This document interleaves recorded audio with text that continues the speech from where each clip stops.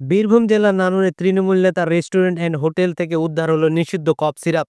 আবগারি দপ্তর সূত্রে জানা যায়, তৃণমূল নেতা অখিল বন্ধু পাল এর নানুরের রেস্টুরেন্ট অ্যান্ড হোটেল থেকে 722 লিটার অ্যারোমেটিক নিষিদ্ধ কফ সিরাপ উদ্ধার করে। হোটেলের একটি পরিত্যক্ত ঘর থেকে পাওয়া গেছে সেই কফ সিরাপগুলো। গোপন সূত্রে খবর পেয়ে তল্লাশি চালিয়ে বিপুল পরিমাণে নিষিদ্ধ কফ সিরাপ উদ্ধার করে আবগারি দপ্তর। তৃণমূল নেতা তিনি বর্তমানে নানুরে পঞ্চায়েত সমিতির কর্মাধ্যক্ষ পদে আছেন। এই খবর জানাজানি হতেই এলাকায় চাঞ্চল্য ছড়িয়েছে। মানে আমাদের excise Birbhum excise Labhpur team একটা খবর পায়, লাভপুর এক্সাইজের টিম, যে এই যে পাইকাস, এটা যে রেস্টুরেন্ট রয়েছে ভাইকাস রেস্টুরেন্ট, এদের যে ফার্ম হাউস রয়েছে সেখানে এই যে অ্যারোমেটিক কার্ডামম টিংচার এসে স্টোরড হয়েছে, এখানে রাখা হয়েছে।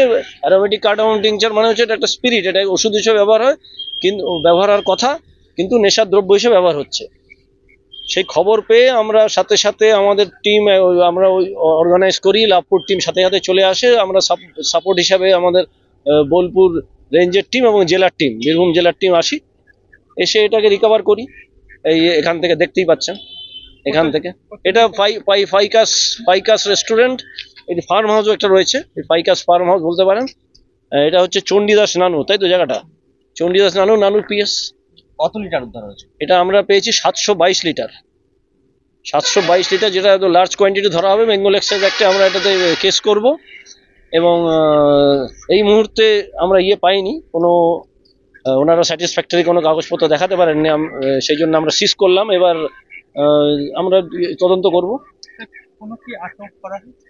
না, এখানে কাউকে আটক করিনি। যিনি এটার জায়গাটার ওনার, যিনি উনি উইটনেস হিসেবে ছিলেন, উনি কোঅপারেট করেছেন, কিন্তু উনি বলছেন যে ওনার মাল নয়, উনি অতটা অবহিত নয়, ওনাকে একজন রেখেছে। আমরা তদন্ত করব, তদন্তে তারপরে যে দোষী সাব্যস্ত হবে ডেফিনেটলি আইনানুগ ব্যবস্থা হবে, অ্যারেস্ট হবে। ঠিক আছে, থ্যাংক ইউ। আপনার এই রেস্টুরেন্টের ফার্ম হাউস থেকে নিষিদ্ধ কফ সিরাপ উদ্ধার করলেন, কি বলবেন? এটা যে মেডিসিনগুলো ওরা পেলো, এটা আমার ব্যক্তিগত মেডিসিন নয়, এটা একজন মেডিসিন সাপ্লায়ার, একজন মেডিসিন ব্যবসাদার সেই মালটা আমাকে না জানিয়ে এখানে রেখে গেছিলো, এবং এক্সাইজ ডিপার্টমেন্টের লোকরা এসেছিলো। যে গাড়িটা যখন এসেছে তারা হয়তো কোনোভাবে খবর পেয়েছে, তারাও স্বীকার করলো যে আমাকে এই ব্যাপারে কোনো চার্জ করতে পারে নাই, এবং সে বিল সাবমিট করে দেবো বলেছে। বিল সাবমিট করে তখন আইনানুগ ব্যবস্থা যারা হবে, সরকার যা বলবে, উকিল যা বলবে, সেই কাজ হবে। কি এটা তো ওষুধ ছিল এখানে? এটা টিংচার কার্মেটিভ, এটা ডাক কাউন্টারের অনুমোদিত প্রোডাক্ট। এটা ওষুধ হিসেবে প্রচুর ব্যবহার হয়, যে কোনো বিশেষ করে ভেটেরিনারিতে প্রচুর পরিমাণে ইউজ হয়। প্রত্যেকটা কাউন্টার যদি 1 বোতল করে মাল নেয়, সেটা কিন্তু প্রচুর পরিমাণে হয়। সারা বীরভূম জেলায় যা দোকান আছে, এরা ভাবছে এটা সবটাই হয়তো মদ হিসেবে ব্যবহার হয়, কিন্তু তা তো নয়। এটা অ্যাকচুয়ালি মেডিসিন হিসেবেই ব্যবহার হয়। এটা বীরভূম জেলাতে সারা জীবন ধরে, মানে যুগ যুগ ধরে রেখে আসছি, বিভিন্ন জায়গাতে এই মালটা চলে। মানে আপনার এখানে উদ্ধার হলো, কি বলবেন? এটা আমি তো ছিলাম না, বোলপুরে ছিলাম, তখন মালটা রেখে গেছে, যে কোনো বন্ধুত্ব খাতিরই হোক, খাতিরই হোক, রেখে গেছে। সেটা আমি তাকে ফোন করে বললাম যে আমাকে না জেনে তুমি মালটা রাখলে কেন? তো বললে আমি কালকে করে বিল সাবমিট করে দেবো, বা আজকে সময় পেলে আজকে হয়তো ওদের কাছে বিল দেখাতো। মানে আপনি জানতেন না? আমি জানতাম না মালটা রেখেছে।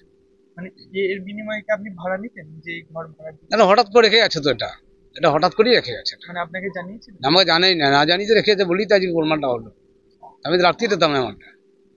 উনি কে, ওনার কি নাম, যিনি করেছে? ওই যে রেখেছে তো আমাদের কি বলবো, সোমনাথ বাবু বলে একজন আছেন, তারই ড্রাইভার রেখে গেছে।